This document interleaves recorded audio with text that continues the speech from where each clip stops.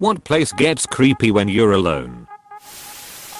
Hotel. I work at a hotel. And actually one time in a dozen years of me working there was one day we had absolutely no guests in house. I did not like that. One bit.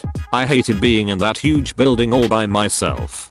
Similarly, dorm buildings. Former app. During closing time it was so eerie, especially with every door open and the large communal showers all alone. You know what makes that worse? When you're in the basement and all the lights are off and the only other person in the building is your co on the top floor and you hear running and giggling at odd intervals. Turns out some of the Raz in my area decided to play hide and seek in my dorm and didn't bother to tell me till I went out and almost decked a person. The subway. When it's packed with people, it's fine. You are just rushing with the rest of the crowd to catch the train. But when you are alone and every sound is bouncing off the walls, that's so creepy. The artificial lights don't feel as unnatural as they do when you are alone. You find yourself yearning for the sun or the stars or anything real. A small cloud of fireflies would be better than the hum of overhead artificial lights. Even the air smells stale down there. It feels like a tomb, but with a train ready to take you on the way out. Can confirm. Had a late train ride back to Boston once. Got stuck on the tracks for an hour and a half, and only then could I catch the T. Stood by myself in Andrew Station at 11 PM. I didn't know music played down there until I stood on the empty platform. Snow falling outside. The rumble of trains passing farther down the tunnels. Cheeks chapped with cold. Freaky shit. My basement looks like it should be the set for a Hostel type movie. Worst of all, my dad bought some old barber chairs he's going to restore someday. So this room that already looks like a torture chamber now has 2 beat up barber chairs in it. My uncle's recently purchased house has a basement a lot like yours minus the barber chairs. When he bought it and started renovations, he took apart a makeshift storage closet type space in the basement and found "I will be good" written over and over on the walls inside. He and his girlfriend found out from neighbors that the house was used as a residential care home. Ducked up. There's a stretch of road in my hometown where a few teenagers have died in car accidents. 3 kids on 2 separate occasions in the same spot. There are few street lights and wooded lots surrounding it. That stretch of road is very creepy at 1 in the morning when you're alone in the car. My house is actually in the middle of nowhere. It gets too quiet sometimes. Plus my house has bad history. Rest stops after dark. It feels like you've entered a place where multiple dimensions touch or something. Everyone you come across, if you even do, are all wanderers that you'll most likely never see again. The house I grew up in. Short story. After my childhood home was sold, it was a big deal for me to be the last person of my family to sleep in it. Childish, I know. I invited my next door childhood friends to spend the last night there, and they hung out for a while and then bailed. I asked, "Aren't you going to stay?" And they both said, "Nah man. Your house has always given me the creeps." I stayed for about 15 minutes after they left and finally bailed. For some reason that basic single-story suburbanite home was extremely creepy. The library. I work in a big 60-year-old academic library. I have recently started using my office from time to time with everyone else still working from home. I'm ashamed to say I turned all of the lights on the floor on while I was there. The bathrooms are the creepiest. They haven't ever been updated and have a real 1960s feel.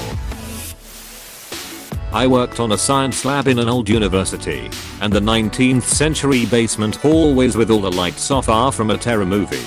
The flickering lights and the stairs at the end of the hallway did not make it any better. Hospitals.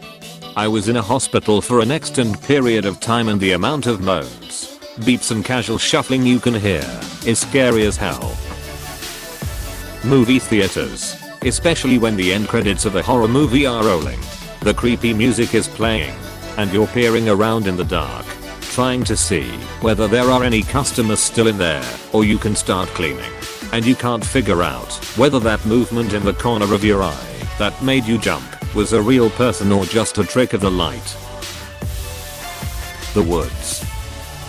I used to go hiking quite a lot in the Angel's Crest forest. Once I got lost in the middle of the day.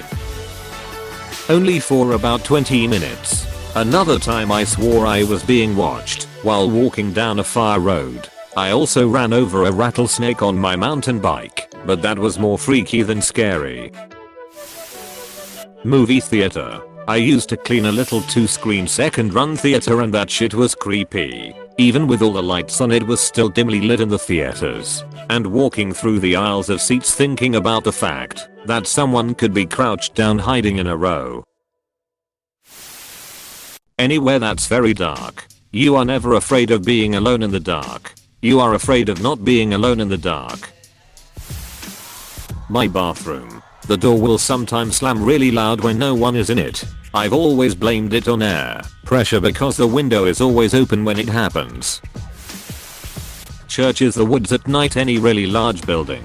A mall. A skyscraper. A supermarket. A warehouse.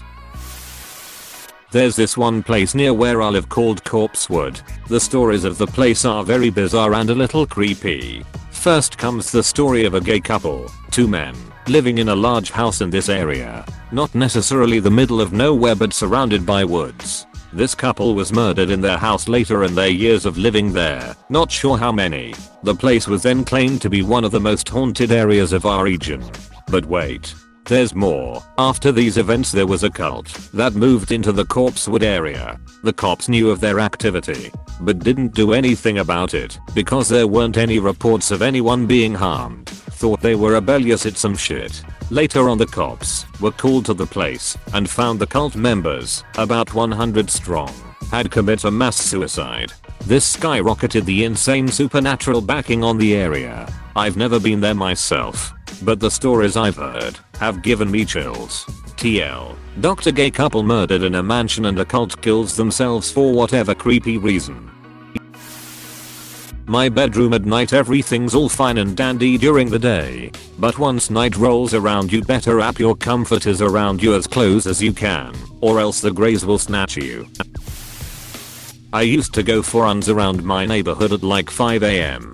The minute you get tired and out of breath, you realize how alone you are. Everyone's asleep and it's still dark out. Surprisingly for me, not a hospital. I work alone when I'm on call, and it's quite peaceful and relaxing. Empty malls are creepy at night. It reminds me of Dead Rising. Oh, and public bathrooms in the middle of the night. It reminds me of Silent Hill with the janitor crawling out from the stall. Can't believe churches aren't in here. Back when I was a religious young one, we would have all-nighters with the youth group with night games and all. One of the games was called Sardines, I believe. One person hides and everyone looks. Once you find them, you join in the hiding spot till only one person is left, and they are the next sardine, terrifying, walking around a pitch black church at midnight when you're 8 to 12 years old. Fun game though. Disney World. Ever imagine being alone in a theme park meant for thousands of people with no music or anything in the background? Incredibly creepy. Paths through the woods. There was a paved trail through the woods to get from my apartment to the library. Normally dark woods don't scare me. Dark woods, right after reading a manga about fairies? Yeah, duck that shit. I may not have a religion, but my family is Irish. You don't duck with dark woods and lonely crossroads at night. I walked home through town at 2 AM one night years ago. Single stoplight. Gas station. Abandoned restaurant. It's dark. Abandoned. And all of a sudden the plastic behind the restaurant starts flapping. And every noise in town sounded off, I guess would be the best explanation. Scared the ever-living shit out of me. I don't think I could ever recreate that situation in fear if I tried. I used to work in an old Victorian primary school building. Think it was once a workhouse too. The very top floor has converted flats for some teachers to live on site. Why the hell you'd want to live there, I don't know. Far too easy to let the mind wander with ideas of creepy ghosts, haha. I went to visit a concentration camp in Poland once because my great-grandma had been killed there, and it was a kind of family history bucket list thing. It's not one of the more well-known ones, but it is incredibly well preserved. It was a grey, foggy day and I was the only person in the entire place. I expected to be emotional, but I didn't expect to be afraid. You know when you're a kid, or heck, I get this sometimes even now, and you have to venture out of your bedroom in the dark to go to the bathroom, or whatever, and you know there's nothing there, but when you're done doing whatever it is you're doing, you can't help but sprint back to the safety of your bedroom. It felt like that. I had to physically fight the instinct to run. An Aboriginal Australian meeting place / cultural museum. Places like that get especially creepy when you're aware that not all knowledge is shared with kids and the only things you know about that are hung on the wall are war masks and weapons. That shit is the worst when it's quiet and you know you're the only one in there and a chair still scoots a little in the next room. Airports. I was once on a flight that was heavily delayed. Arrived at my destination around 3 AM and disembarked into a dark, empty airport that, for some reason, had a bass dancing queen blasting over the speakers at full volume. Fairly certain I transported to a different plane of existence at that moment. Hey, thanks for watching, and don't forget to subscribe.